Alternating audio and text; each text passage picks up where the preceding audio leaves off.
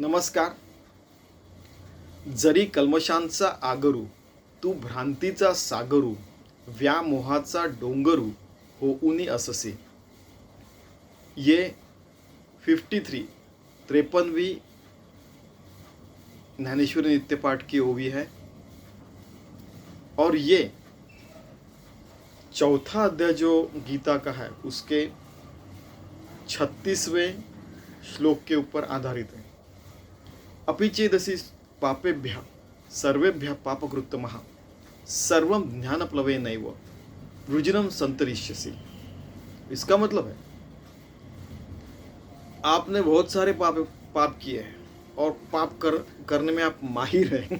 ठीक है, फिर भी आपका यानी पापी लोगों में आप सबसे ऊपर भी है. ठीक है, फिर भी जब आपको सद्गुरु कृपा होती है, जब आप अच्छे मार्ग पे आते हैं और वो जो ज्ञान होता है कि अरे भगवान को अपना जीवन समर्पित होना चाहिए, ऐसे जब लगने लगता है तब उस ज्ञान में ये सारी चीज़ें भस्मसात हो जाती है.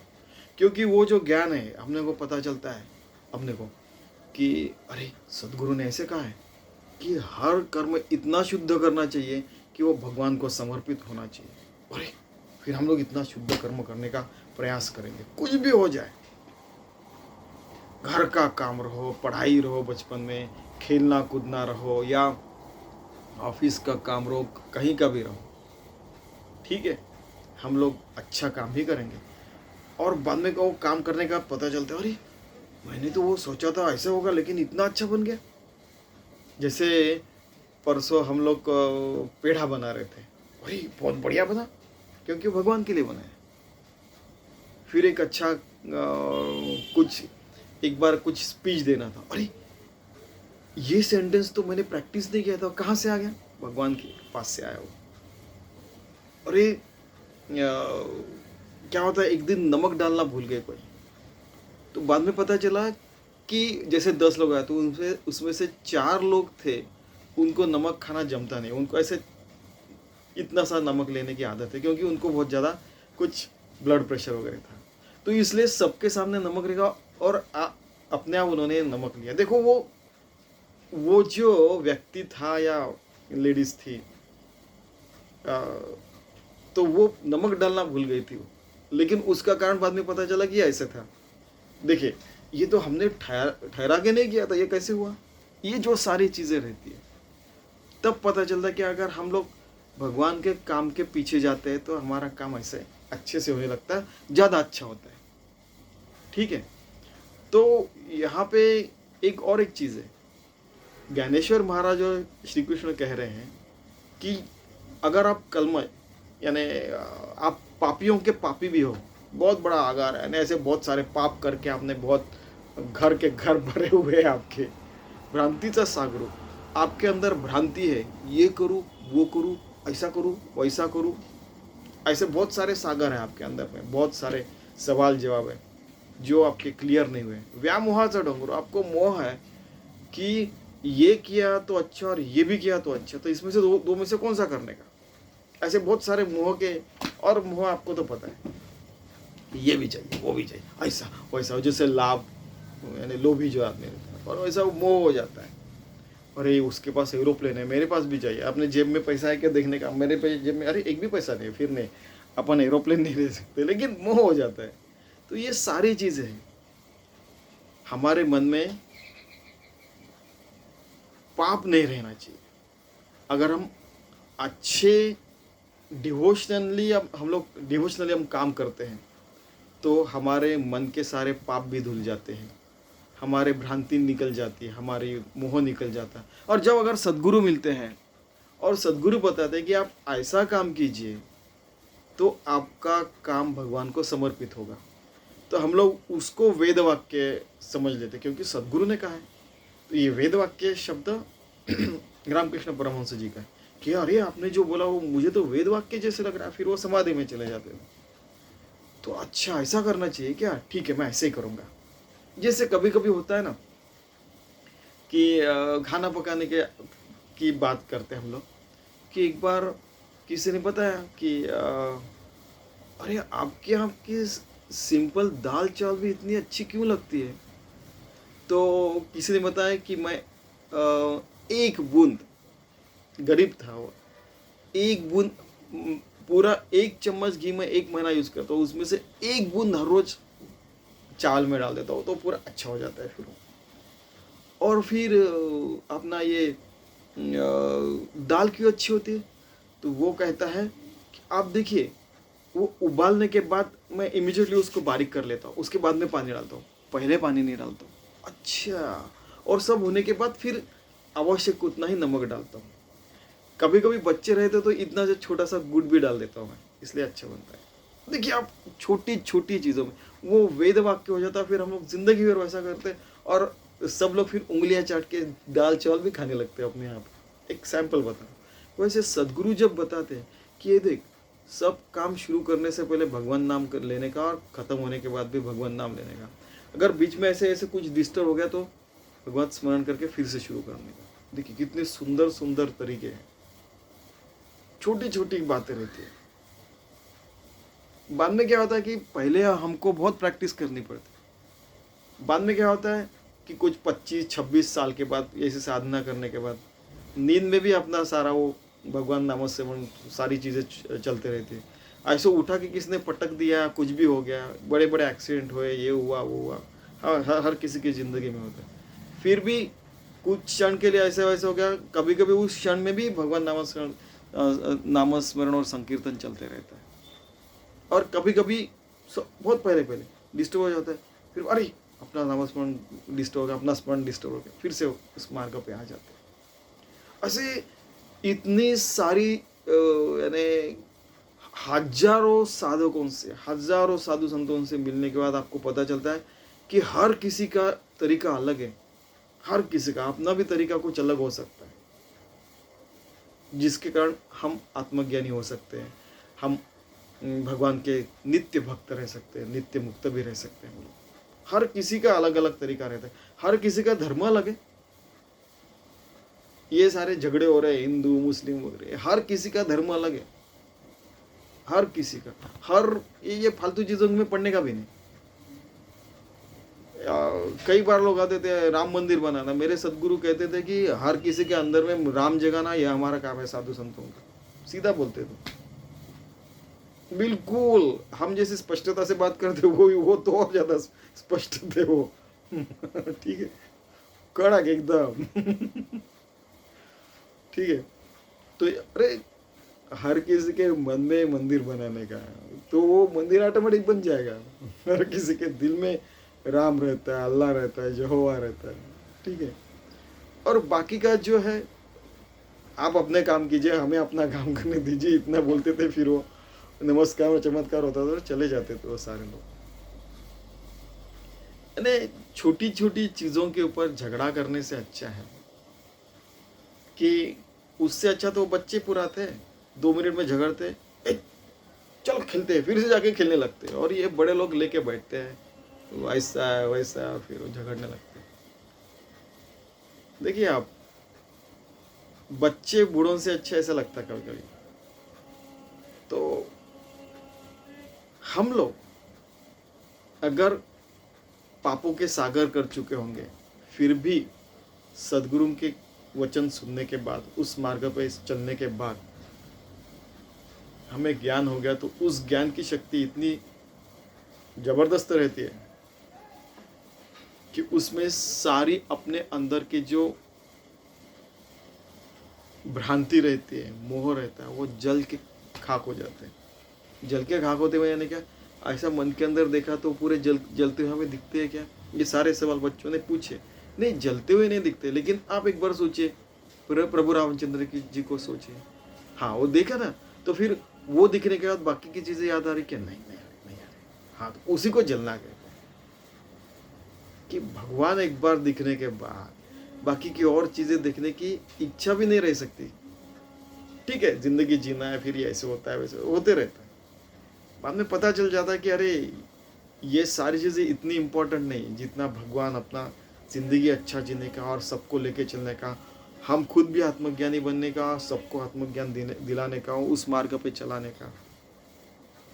वो ज़माना गया अभी कि हमारे ऊपर जब तक नहीं आता तब तक हम लोग लड़ेंगे नहीं। वो ज़माना चला गया। हमारे घर के ऊपर अटैक नहीं होता तब तो वो गया ज़माना। हर किसी को आत्मज्ञान दिलाना चाहिए। हर 10 अगर 10 अरब लोग रहते हैं, 10 अरब लोगों को, अभी 8 अरब है, 8 अरब लोगों को ये सारे ज्ञान की बातें पता होनी चाहिए।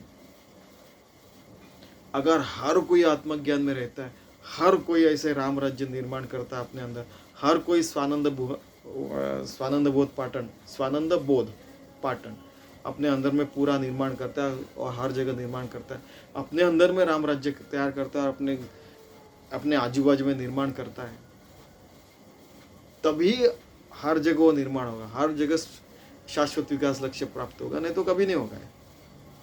जहाँ पे भी मनुष्य जाएगा वहाँ पे ऐसे झगड़ते रहेंगे और वहाँ पे जयराम जी का हो जाएगा उनका। ठीक है। तो ज्ञानेश्वर महाराज जो श्री कृष्ण कह रहे हैं कि ठीक है, पीछे में इतने सारे पाप किए, इतने सारा मोह लेके बैठे, आप भ्रांति लेके बैठे, फिर भी आप इस ज्ञान रूपी नौका में आप बैठ जाएंगे कि भाई हमें योगियों के, भक्तों के हर दिल की धड़कन से, हर पलकों की गट झाप से ऐसे ऐसे और हर सांस से में भगवान की पूजा करने की है जिंदगी भर, तो बस फिर आपको कौन रोक सकता है। हर व्यक्ति ऐसा सोचेंगे तो क्या दुनिया बन जाएगी। ये सारे एनवायरमेंटल कैटास्ट्रॉफ है, ना, ये सारा आजकल जो नैसर्गिक आपदाएं आ रही है, इसमें से 90% मानव निर्मित है, वो भी खत्म हो सकते हैं। हम लोग यानी मोह और लोभ की तरफ भागेंगे तो वो आएंगे, और अगर हम ज्ञान के पीछे जाएंगे, भ्रांति के पीछे नहीं लगेंगे, पाप के पीछे नहीं लगेंगे, तो हर जगह शांति समृद्धि रहेगी। सिंपल है, बहुत सिंपल है, बिल्कुल सीधा मार्ग से जाने का। सीधा मार्ग से गए तो भगवान ही है, सीधे मार्ग से नहीं गए तो फिर क्या कहेंगे। एक बार आपको बताया था ना कि किसी ने बोला कि तू बहुत सीधा है, तेरे को काट के फेंक देंगे। जंगल में जो सीधे पेड़ रहते हैं ना, वो उसको काट के फेंकते। बोला ठीक है, बताओ काट के। बहुत सारा है ना वाद विवाद है, हम शांति से बात करें। वो तो पहले बताओ उसके साथ घटा है, वो हो चुका पहले। हाँ, वो बोले ये सारी चीज़ें, हाँ मैंने सारी चीज़ें फेस की। बोला अंकल यहाँ पे कनपट पे गन रखे हुए भी सारी चीज़ें देखिए। बोला मैंने ऐसा एक्सीडेंट हुआ है कि दूसरे क्षण में हम जिंदा बचेंगे कि नहीं पता नहीं था। ये सारी चीज़ें झेलिए। बोला तो एक बार डबल टाइफाइड है, मैं कल जिंदा रहूंगा कि नहीं घर वालों को पता नहीं था। ये भी सारी चीजें फेस की। अच्छा, तो कहने का मतलब है ये अगर जीना है, ये आगे की जिंदगी जो मिली है वो अच्छी तरीके से क्यों नहीं जिएंगे, है कि नहीं। और ये जो सीधा पेड़ को काटा जाता है आप कहते हैं हरदम, तो उसके तलवार के नोक से, कुल्हाड़ी के नोक से भी ज्यादा वज्र जैसे सीधे लोग नहीं रह सकते क्या। वज्र मार्ग से जा रहे हैं, कितने भी गांव गाले तो भी हमारा सदगुरु का मार्ग है, हमारे राम का मार्ग है, उसको कोई तोड़ ही नहीं सकता। ऐसा क्यों नहीं जिएंगे हम लोग। फिर और एक दो चीजें मैंने बताई थी कि सीधा चलने में लोग क्यों डरते हैं। लोग काट डालेंगे, हमारे संगत में कोई नहीं आएगा, हम अकेले रह जाएंगे वगैरह। किसने बताया। जो अच्छे लोग हैं आपके साथ आएंगे ही आएंगे। आपको वो ऑफिस का भी उदाहरण बताया था ना। एक बार क्या हो गया कि मैं ऑफिस में गया था, उन्होंने बोला कि कल वो जयपुर से और बम्बई से सामान आने वाला है, उसको उतारने का, उसका टोल टैक्स भरने का अपना फाइनेंस मैनेजर नहीं आ रहा है। बोला ठीक है मैं कर दूंगा कल आए नहीं तो भी चलता है, ऐसे उन्होंने बोला क्यों नहीं आऊँगा। उनको लगा कि ऐसे ही बात कर रहा है।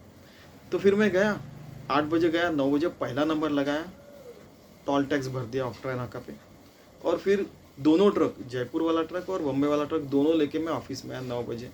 वो धीरे धीरे चलते ना, बहुत हेवी सामान था। फिर 11 बजे आया, फिर उनको बताया कि वो टोल टैक्स वगैरह भरा, इसलिए मैं आज 9 की जगह 11 बजे आया, साइन कर दिया अंदर। तू इधर ऑफिस में कैसे आया। बोला मैंने वो ट्रक लेके आया, 8 बजे गया था, 9 बजे पहला नंबर लगाया और दोनों ट्रक लेके यहाँ पे लेके आया। बोला अरे कैसे मूर्ख प्राणी हो। उन्होंने मुझे बोला कि लोग टोल टैक्स के नाम से वहाँ पे जाके पैसे भरते हैं और एक दिन में अपने घर का काम करके आते। बोला वो मेरे को नहीं जमता, मैं सीधा चलने वाला हूँ, वहाँ पे टैक्स भरा, मैं इधर आया ऑफिस का काम करूँगा, फिर आज 2 घंटे लेट आया तो 2 घंटे ज़्यादा काम करूँगा, फिर घर जाऊँगा। उन्होंने बोला ऐसा, अरे ये लोग बहुत डेंजर रहते हैं। फिर उन्होंने बोला मुंह पे बोला, अरे ये लोग बहुत खतरनाक रहते हैं सीधे वाले लोग, ये मैंने मुंह पे बोला था। सब लोग कहते नहीं रे भाव, अरे नहीं रे भाव, ये अपने साथ नहीं चाहिए। ठीक, आई मीन क्यों डरते हैं लोग? अगर सब लोग ऐसा काम करेंगे, सारी सरकारों में, सारा यूनाइटेड नेशंस में ईमानदारी से सब लोग भगवान का कार्य समझ के करेंगे तो राम राज्य, शाश्वत विकास लक्ष्य, पृथ्वी तल पे हर जगह मनुष्य जाएगा। तो क्यों नहीं हो सका? अचीव कर सकते हैं हम लोग। क्यों डरते सीधे लोगों को? क्यों ईमानदारी और ट्रूथफुलनेस को साइड में किया जाता है? आपको ये काम दिया, एक बार ऐसे हुआ, घटी हुई घटना है, लोगों को ऐसे ट्रेनिंग दिया जाता है, मैंने देखा ही। मैंने किसी को पानी लाने को बोला, उसने नहीं लाया, तो फिर दो चार बुजुर्ग आए, उन्होंने बोला कि आशीष पानी लेकर। मैं गया, इमीडिएटली 10 सेकंड में पानी लेकर आया पीने का। अरे बोले फिर ऐसा आप क्यों, आपको काम बताया इमीडिएटली क्यों करते? हमने उसको सिखाया कि जो काम बताया वो करने का नहीं, पहले अपना काम करने का, फिर दूसरे का काम करने का। बोलो मैंने 10 मिनट में आपको 10 सेकंड में पानी ला के दिया। पानी मांगा तो आपके रूप से भगवान ने पानी मांगा, आपको दे दिया। 10 सेकंड में आप पानी पीजिए, मैं अपना काम बाद में कर सकता हूँ ना। 10 सेकंड वाला तो काम है बोला। उन्होंने फिर से ऐसे कहा, इतने सीधे रहोगे तो आपको पूरा दुनिया लूट लेगी। बोला ठीक है, लूटने तो भगवान के पास अरबों खरबों का नहीं, अगणित खजाना रहता है। बोला वो मुझे देगा, बोला, और लूटना है तो लूटने देना। इतने छोटे से चीजों से लूटा नहीं जाता ना, है कि नहीं? तो हमें ऐसे लग रहा है आपको देखने के बाद कि हम लोग हमारे बच्चों को गलत तरीके से पढ़ा रहे हैं। ऐसा उन्होंने बोला है, ये घटी हुई घटना है। यानी ऑफिस में भी आप देखिए कि जो बताया ईमानदारी से काम करने का, दूसरा काम कर। अभी 10 सेकंड में पानी देने के बाद मेरे पास 24 घंटा 59 मिनट और 50 सेकंड बचे ना। 10 सेकंड में देने का, उसमें मुझे जो चाहिए वो मैं कर सकता हूँ ना, अच्छी चीज़ है कि नहीं? ये कहने के बाद है ना, उनकी ज़िंदगी अच्छी हो गई, मैं इतना ही कह सकता हूँ। और जिनको सीधा चलने वाला बताया कि वज्र, हमारा रास्ता वज्र का, हम वज्र के बने हुए उस मार्ग पे चलने वाले, तो हमको काटने वाला है ही नहीं कुछ भी। एटम बम भी हमें तोड़ नहीं सकता। सीधा बोला, टकले के ऊपर, यानी बचपन में से कहते, सर के ऊपर, टकले के ऊपर एटम बम भी रखा, वो फूटेगा तो हिरोशिमा नागासाकी जल के खाक हो जाएंगे, लेकिन हम नहीं हो सकते ऐसा। हम लोग है ना, आपको पता है ना, बचपन में रहता है 15-16 साल के अगर लड़के रहे तो, अरे जा रहे जा, तू कितना भी एटम बम डाल, मुझे अपने मार्ग से तू विचलित नहीं कर सकता। आपको पता है ना, उस टाइप से। तो ये हो सकता है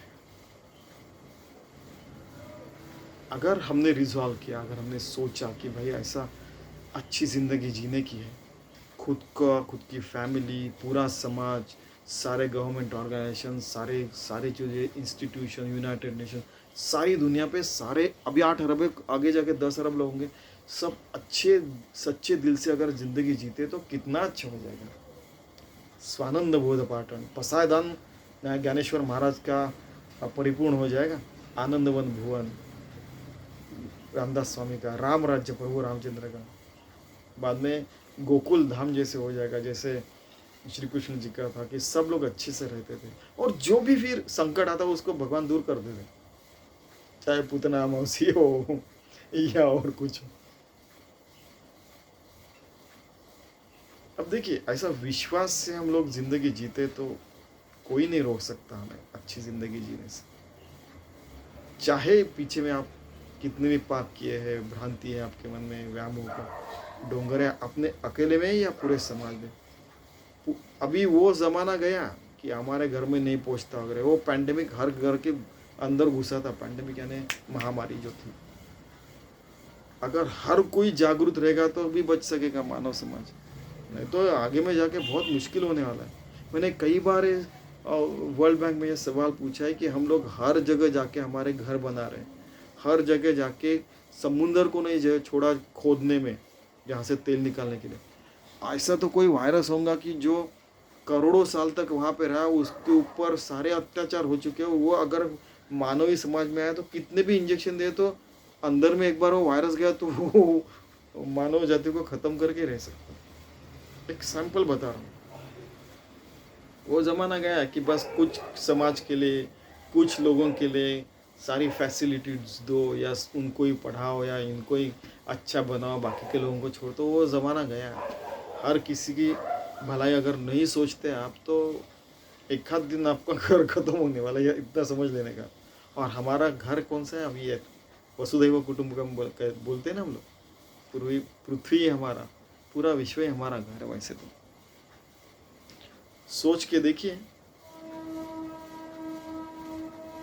ठीक है, चलो हम लोग ऐसी अच्छी ज़िंदगी जीने का प्रयास करते हैं, जिसके कारण राम राज्य हमारे अंदर आए, आनंद भुवन भुवन हमारे अंदर आए। ठीक है, स्वानंद बोध पाठन हमारे अंदर आए और हम लोग ऐसे बर्ताव करें और सारी ज़िंदगी अच्छी तरीके से जीते। ठीक है, धन्यवाद।